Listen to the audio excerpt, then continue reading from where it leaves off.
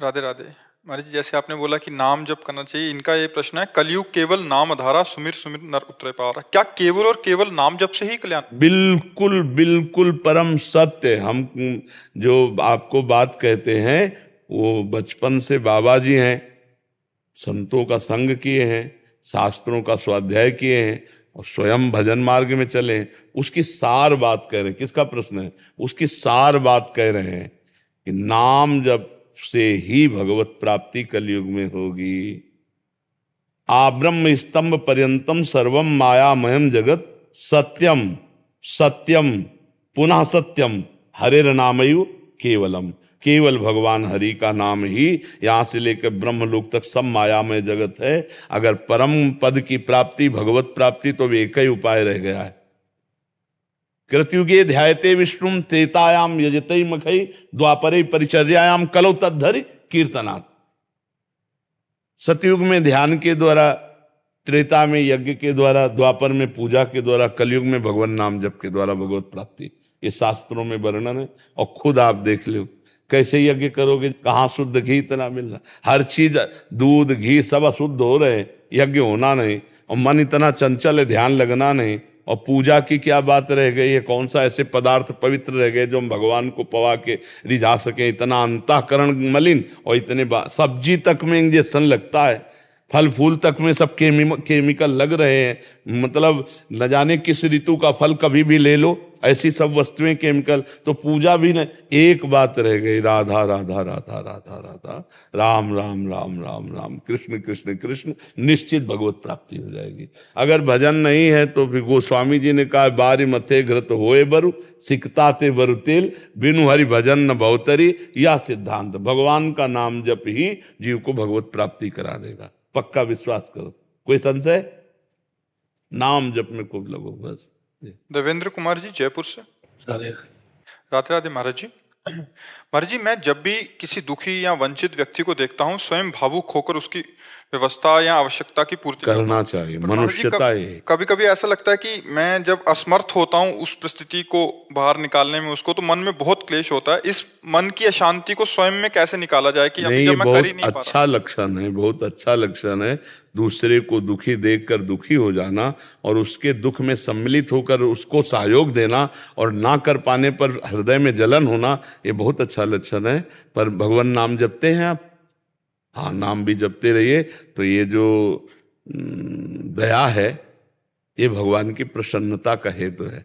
3 बातें महाप्रभु चैतन्य देव जी ने सनातन जी को कही थी, नामे रुचि, जीवे दया और वैष्णव सेवा। बोले इनसे बढ़कर संसार में और कोई बात नहीं।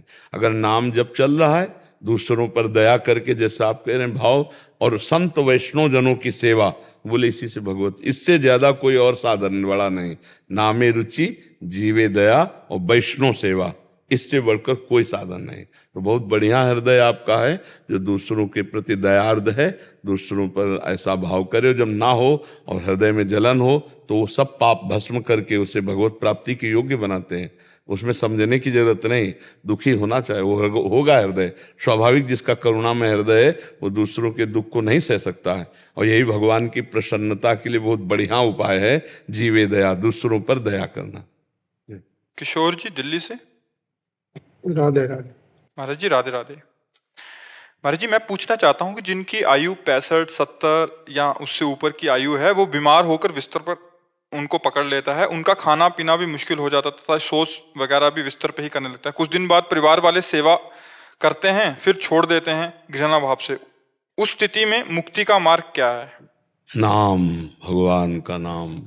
अपवित्रः पवित्रो वा सर्वावस्थांगतोऽपि वः या स्मरेत पुंडरीकाक्षम स्वायाभ्यंतरा शुचि।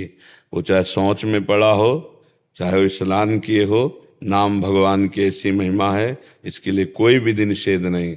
जो भगवान का नाम स्मरण करता है, भीतर और बाहर से दोनों जगह से पवित्र हो जाता है।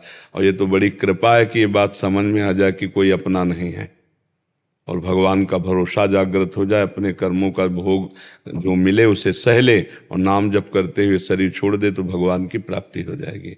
यहाँ स्वार्थ का सब प्रेम है, स्वार्थ हटा तो फिर कोई प्रेम नहीं करता।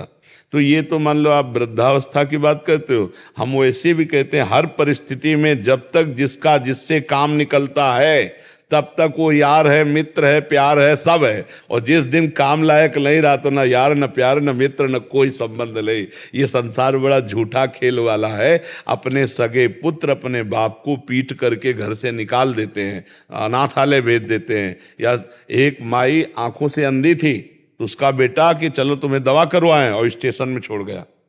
संसार बड़ा, अब सोचो वो अंधी माई कहाँ से पानी पिएगी, कहाँ लघुशंका करेगी, कैसे सोएगी। ये वो बालक नहीं सोच रहा कि मुझे पैदा किया है, इस समय नेत्र तो मैं हूं इस माँ के, लेकिन वो माँ को स्टेशन में छोड़ जाता है। बड़ी समस्या है। इस सब समस्याओं का समाधान करने के लिए भगवान का नाम गरज रहा है। जो भगवान का नाम लेंगे उनका मंगल हो जाएगा। भगवान मंगल भवन है। हम ये तो नहीं कह रहे कि वो बड़े सुख की व्यवस्था में पहुंच जाएंगे, लेकिन उनका जो पाप है वो नष्ट होकर भगवत प्राप्ति करा देंगे। नाम जब अपने पुत्र के बहाने नारायण बुलाया तो भगवान के पार्षद आ गए, और जब जानबूझकर राम राम नारायण नारायण राधा राधा बोलोगे तो परम कल्याण हो जाएगा। तो नाम जप करना चाहिए। नाम जप से भगवान की विशेष कृपा प्राप्त होती है। सोमेश कुमार शर्मा जी। राधा वल्लभ श्री हरि। श्री हरिवंश महाराज जी, आपके चरणों में कोटि कोटि प्रणाम। महाराज जी, एकांतिक वार्तालाप में एक प्रसंग में सुना था कि प्रणाम एवं नमस्कार करने से संत भगवान का भजन चला जाता है और उनके सुकृत क्षय हो जाते हैं। कृपया मार्गदर्शन करें कि संत भगवान का अभिनंदन कैसे करना चाहिए, और क्या भक्त का उनके प्रति भक्ति भाव भी उनके भक्ति मार्ग में बाधा उत्पन्न करता है? नहीं, बाधा नहीं होता। जैसे जो संत महापुरुषजन होते हैं उनके सुकृत और दुष्कृत इनसे कोई संबंध नहीं रह जाता। तो अब जैसे शरीर को आप पीड़ा पहुंचाओ तो इस शरीर का पूर्व प्रारब्ध है, तो उस आपसे द्वेष नहीं है। वो ये समझ रहे हैं इस शरीर को इस शरीर के द्वारा पीड़ा पहुंचनी है। अब आप प्रणाम कर रहे हैं तो इस शरीर के द्वारा जो शुभ है वो आपके पास जा रहे हैं, जो निंदा कर रहे हैं, अपमान कर रहे हैं, अशुभ शुभ अशुभ दोनों से परे होकर भगवदानंद में स्थित है। उनको न शुभ की जरूरत है और न उनको अशुभ से कोई परेशानी है। हमारी बात समझ पा रहे हैं? शुभ और अशुभ दोनों से जो परे होता है वही महात्मा होता है। शुभ अशुभ जब तक रहता है तब तक जीवात्मा रहता है, और जो शुभ अशुभ से परे हो जाता है वही महात्मा होता है। तो जैसे हमने कहा संतों को कोई प्रणाम कर रहा है, कोई कपड़ा पहना रहा है, कोई भोजन दे रहा है, तो उनके भजन का उनको फल मिलता रहता है। तो बोले संतों के पास क्या बचा? स्वरूप। वो इनको चाहते ही नहीं, ना शुभ को चाहते हैं और ना अशुभ से कोई उनको हानि होनी है।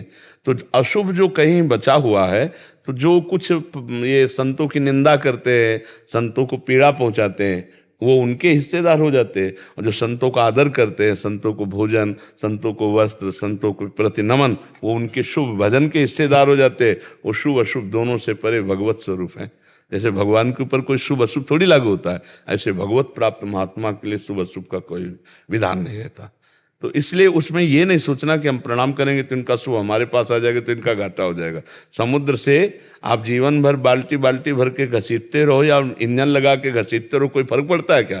तो जो भगवत प्राप्त संत है वो समुद्र है, वो जगत मंगल के लिए सातरत सा लोकान तारयति, लोक के लोक तार दे तो उनमें कोई घाटा थोड़ी पड़ जाता है।